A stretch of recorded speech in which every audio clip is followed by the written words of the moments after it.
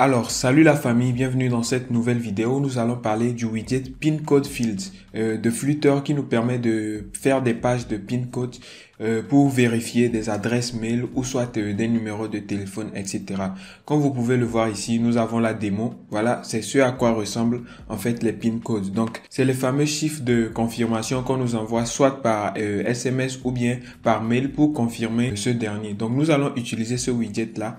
Et comme vous pouvez le voir, pour l'utiliser, nous avons besoin de l'ajouter en tant que dépendance à notre fichier pubspec.yaml que nous allons retrouver dans Android Studio. Donc déjà, nous allons cliquer ici sur Installing. Voilà, donc vous saisissez Pin Code Fields sur votre barre de recherche et vous allez tomber sur cette page-là. Je mettrai le lien en description. Ensuite, vous venez en bas et vous allez voir qu'il y a différentes façons de l'installer. La première façon, c'est celle-ci avec un terminal, bien sûr.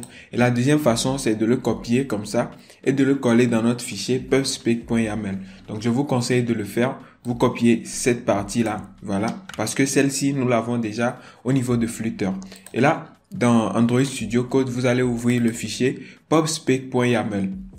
Vous pouvez voir ici que dans le fichier pubspec.yaml, il y a différents éléments à ajouter. Vous allez descendre et vous allez venir au niveau de Dependencies, voilà. Et ici, vous allez le coller. Moi, je l'avais déjà fait. Voilà pourquoi il est là.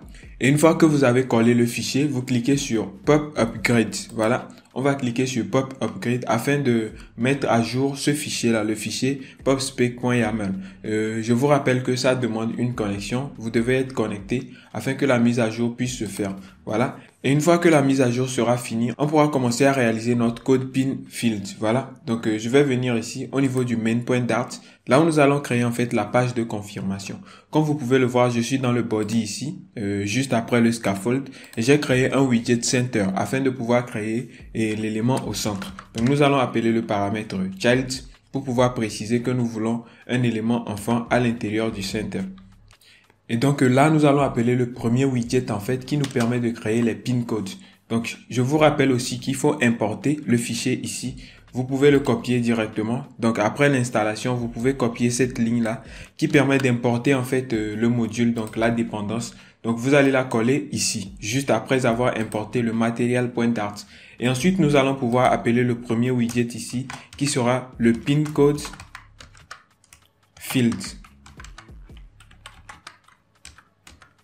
Voilà, comme vous pouvez le voir, c'est ce qui est écrit aussi au niveau de la description. Donc, vous allez venir ici au niveau de Example ou bien README peut-être et vous allez voir qu'il y a différents éléments que vous pouvez ajouter comme propriété à ce widget-là. Donc, on va venir ici en bas. Voilà ici, comme vous pouvez le voir, il y a différentes notes et ici, il y a les propriétés. Donc, on peut ajouter la propriété build context. Ça, c'est obligatoire. C'est ce qui va nous permettre, en fait, de repérer le contexte dans lequel nous serons. Il n'y a pas de souci pour ça. Mais ici, vous pouvez voir qu'il y a d'autres propriétés. Par exemple, la taille. Voilà, length.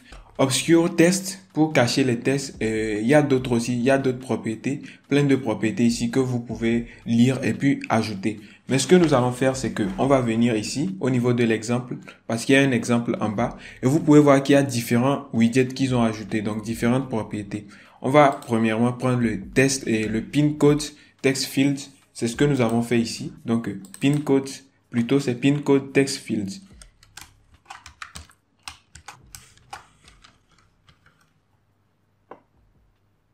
Donc voilà, lorsque nous ajoutons le pin code test field, directement nous avons une erreur. Donc il faut que nous ajoutions le contexte. Donc vous cliquez sur la petite flèche rouge ici et là vous allez cliquer sur add app context. Voilà, et directement il va ajouter le contexte de l'app. Ici, au niveau du contexte, au lieu de mettre nul, on va plutôt mettre contexte. Voilà. Et après cette propriété, on pourra ajouter la taille. Voilà, length.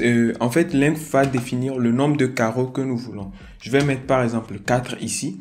Et ensuite, on va pouvoir continuer. Donc, vous pouvez voir ici que nous avons le thème, donc pin thème, dans lequel on va ajouter les différentes couleurs. Nous allons ajouter ce paramètre-là, ou bien vous le copiez directement. Ça va pouvoir nous aider. Donc, on copie le pin thème ici, et nous allons venir le coller. Voilà, et après, je vais vous expliquer comment ça fonctionne. Donc, comme vous pouvez le voir ici, le paramètre pin thème prend un autre widget.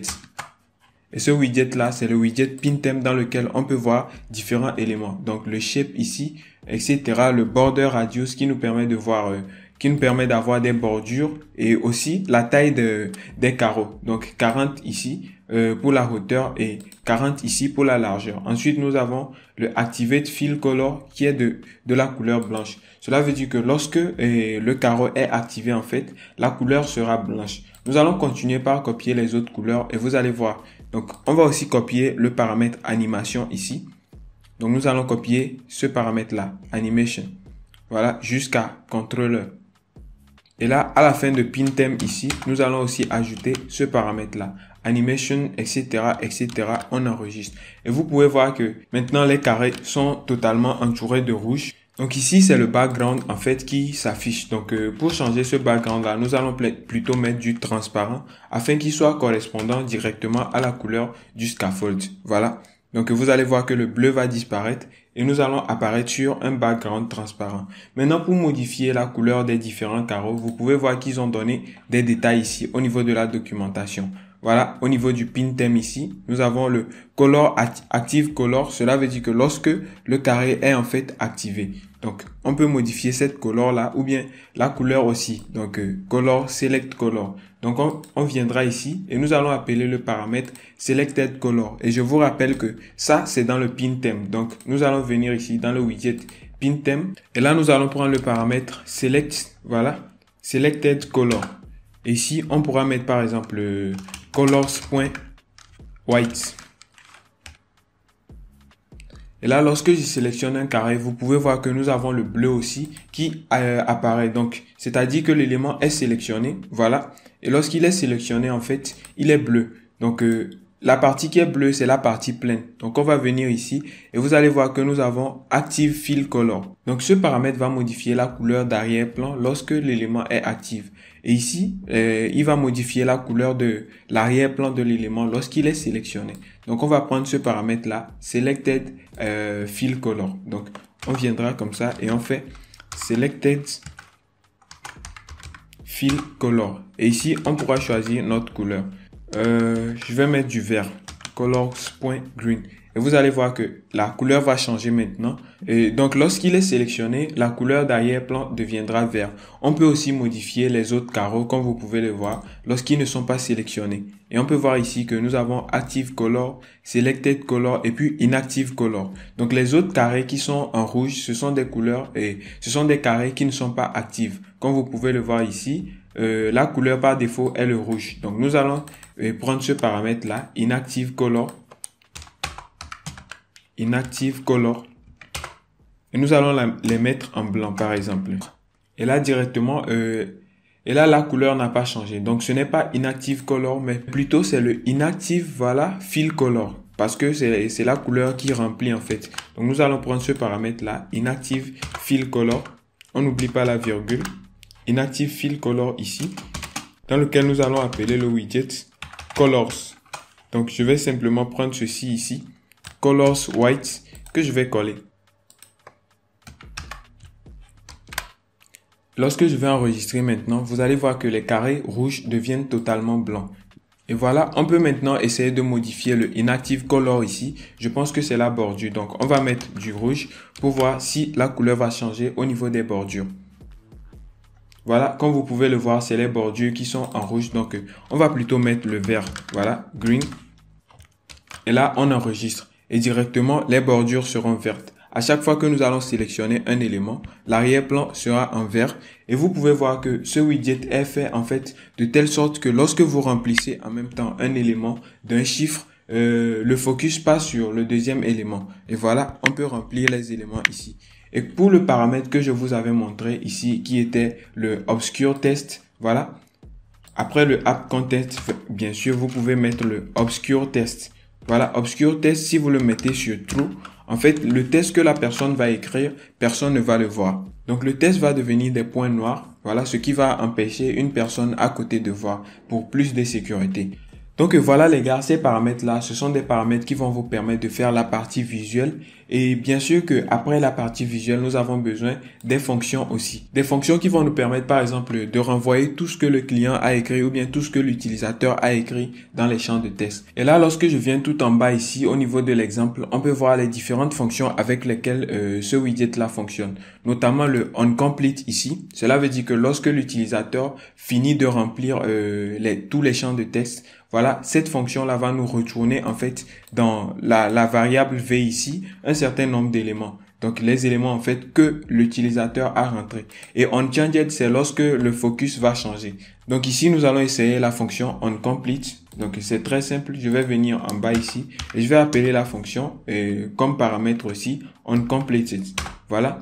Et là, je vais directement, entre parenthèses, donner une certaine variable ici, par exemple le V. Et c'est cette variable-là qui va contenir ce que l'utilisateur a entré dans les champs de texte. Voilà. Donc ici, on pourra appeler la fonction maintenant et on va faire un print. Voilà. Donc nous allons faire un print qui va s'afficher dans la console. Voilà. Donc print maintenant. Et on va lui faire, on va simplement lui dire de nous afficher la valeur qu'il a stockée dans le V. Donc, c'est V majuscule, puisque nous avons mis ici une variable V majuscule. Et maintenant, lorsque je vais enregistrer, je vais ouvrir la console. Et là, on peut remplir le champ de texte. Voilà, je vais le vider et je vais recommencer. Donc, j'écris 1, 2, 3, 4. Et à la fin, dès que c'est fini, vous pouvez voir ici que une fois que je remplis le test, voilà, donc la fonction onComplete va s'activer parce que j'ai fini les champs de texte. Et vous pouvez voir que nous avons ici 1, 2, 3, 4 parce que c'est exactement ce que j'ai entré. Donc je peux encore rechanger, vous allez voir. Donc cette fois-ci, j'écris 1, 9, 0, 5. Et là, à la fin directement, vous allez voir que c'est écrit ici 1, 9, 0, 5. Voilà. Et pour la fonction onChanged, voilà, onChanged ici, c'est chaque fois que le focus va changer. Donc, on va aussi donner une variable ici qui sera par exemple R. Et là, nous allons aussi appeler une fonction. Donc, on va faire print. Voilà, simplement pour pouvoir afficher l'élément. Donc, cette fois-ci, nous allons afficher R. Et on n'oublie pas le point virgule ici. Et lorsque je vais enregistrer, vous allez voir que dès que je remplis le test, en fait, chaque élément que je vais ajouter sera affiché. Donc, je vais d'abord supprimer. Je supprime tous les éléments. Et maintenant, je vais entrer ici dans le premier champ. Par exemple, je vais entrer 1. Donc, je saisis 1 ici. Et vous pouvez voir que directement 1 s'affiche parce que le focus a changé. Mais cette fonction n'est pas encore activée parce que je n'ai pas encore fini tous les champs de test. Voilà. Maintenant, je vais mettre 3. Et là, vous allez voir que il m'affiche les deux éléments. 1 et puis 3. Et ensuite, je mettrai 5. Et directement, il affiche. Voilà, etc., etc. Donc voilà, vous pouvez exploiter ces deux fonctions-là pour faire des animations ou bien, par exemple, envoyer tout le résultat dès que l'utilisateur finit de remplir les champs de test. Voici tout ce qui concerne le widget Pincode. Vous pouvez maintenant modéliser ce widget-là en ajoutant des tests, des boutons tout à côté pour pouvoir faire un rendu visuel beaucoup plus intuitif. Et si vous avez besoin d'autres propriétés, vous pouvez consulter la documentation. Le lien est dans la description. On se retrouve dans la prochaine vidéo pour parler d'un autre widget. D'ici là, portez-vous bien. Ciao, ciao les gars.